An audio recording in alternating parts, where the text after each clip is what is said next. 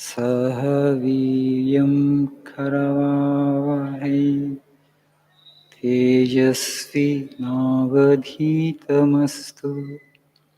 मा विद्विषावहै ॐ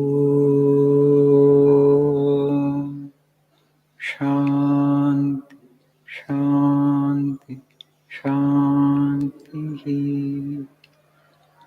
ॐ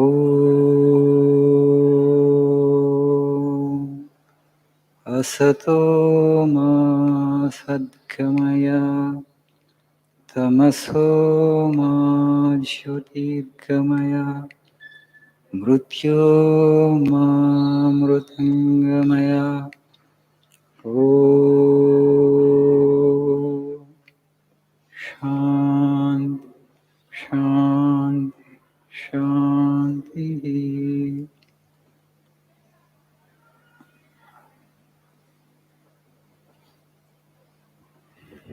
Good evening.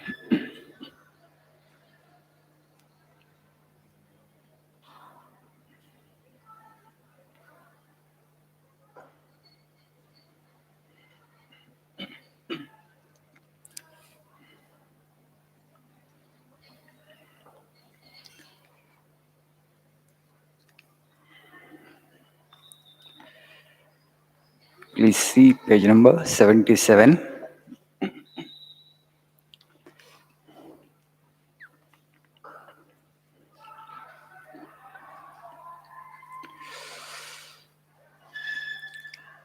All the great systems of ethics preach absolute unselfishness as the goal. Supposing this absolute unselfish can be reached by a man, what becomes of him? He is no more the little Mr. So-and-so. He has acquired infinite expansion. The little personality which he had before is now lost to him forever. He has become infinite. And the attainment of this infinite expansion is indeed the goal of all religions and of all moral and philosophical teachings. We all need to acquire infinite expansion. We all seek happiness, we all seek joy in life. Nothing limited can ever give us permanent happiness. Na alpe sukhamasti. Nothing limited will ever give us true happiness. Happiness belongs to only to that infinite realm. Behind this, universe is also infinite, right? Is there any limit to the universe? Is there any end? Do you find actually this is the border beyond which there is no universe? Is there any such thing? No, because this is infinite. So from infinite, actually infinite has come into existence, but anything that has a name and form, anything that is three-dimensional is subject to time, will be destroyed by time, will be devoured by time. Time will swallow it, right? There is nothing that survives time in this world. Sun and moon also will be broken into pieces, will be broken into dust one day. They will be swallowed by this mighty time. The time will devour everything, will eat up everything. Nothing it will spare. So there is only one thing that survives time, and in fact, time is an instrument of that infinite consciousness, which we call as God or ultimate intelligence or fundamental intelligence. To attain to that actually is the objective of life. How we will attain to that? Swami is saying through unselfishness. You know what is unselfishness? Hmm? He says, Swamiji, elsewhere he says, unselfishness is God. If you want to become God, what you need to do? Become unselfish. Then what is the reverse of it? Be selfish and then you are demon, devil. The opposite is that. So it is a degree of unselfishness that you can manifest, and that depends how great you are and how great a human being you can evolve into. All our selfishness is because of the deep attachment to the body. We think that we are just this physical body, but that is not our real personality. Behind the physical, there is psychological mind. Behind the psychological, there is that soul or consciousness. That is our real nature. And for that to manifest, to find full expression, you need to become unselfish. So Swamiji elsewhere says beautifully, unselfishness is more paying, but we don't have the patience to practice it. I repeat his quote, unselfishness is more paying, but we don't have the patience to practice it. What will I gain if I become unselfish? People ask. Wait, you will gain the whole world. You will conquer the world. Vivekananda, how could he conquer the world?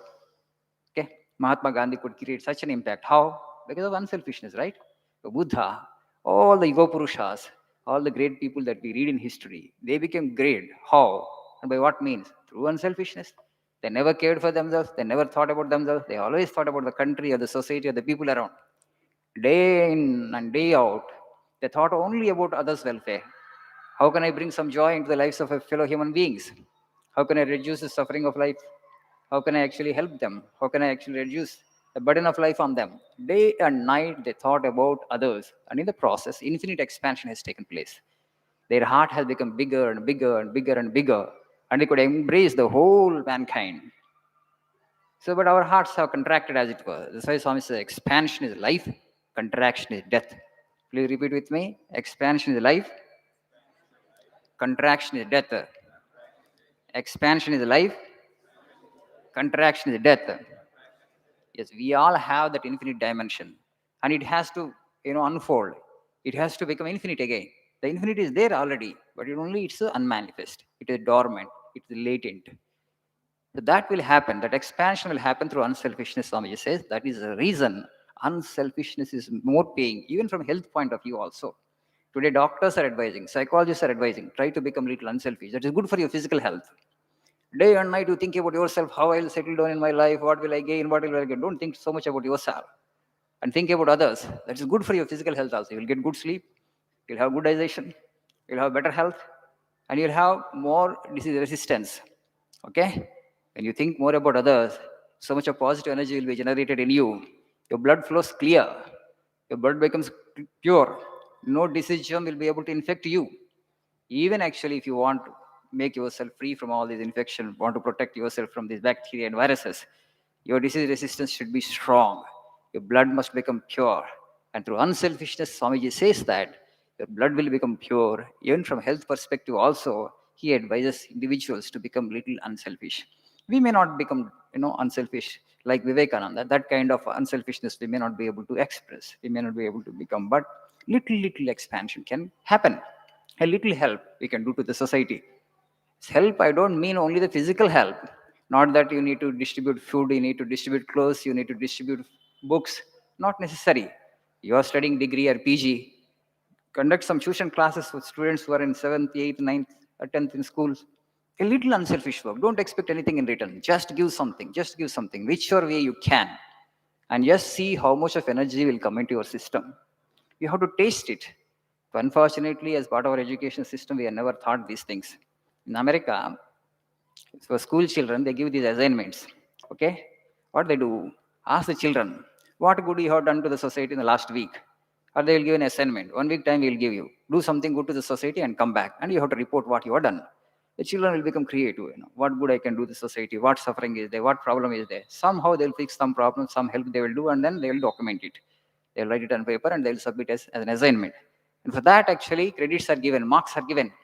And the child, as he has tasted a little of that expansion, a little of the joy that comes through unselfishness, they will come forward to do more of such action. And slowly, actually, they're trained in that way. And when they grow up and they become adult, they will identify the country first, society first. My individual interest is secondary. And that much of that kind of expansion we need to bring into our society also. NSS and other kinds of things are there, but we do only for namesake. The real spirit is not there. So we are asked actually to do some unselfish service to the society as part of our education curriculum, but there is no spirit, there is not that real passion. That why we do that, why it is important to do that, those things are not told to us. That is the problem. But in fact, it is very important. And tomorrow when you become parents also, from childhood onwards, see that your child does some unselfish action from early in life, so that actually you will become great. Your heart will expand and expand. One day you'll become a Buddha. But sometimes actually parents only tell actually, don't share with anybody, don't give it to anybody, you consume yourself, right? Don't ever give that kind of instructions. Ask them to share with others. Suppose the child is celebrating his birthday, and ask the child actually to distribute some chocolate or something to poor people. Go to a slum and celebrate it there. The child will get to see that there are so many people, millions and millions of people in the world who are not as fortunate as he is or she is. And then he will learn to identify with their suffering, and his consciousness starts expanding and expanding, expanding. A mighty soul will evolve out of that individual through such unselfishness. Okay? Thank you. Nice evening.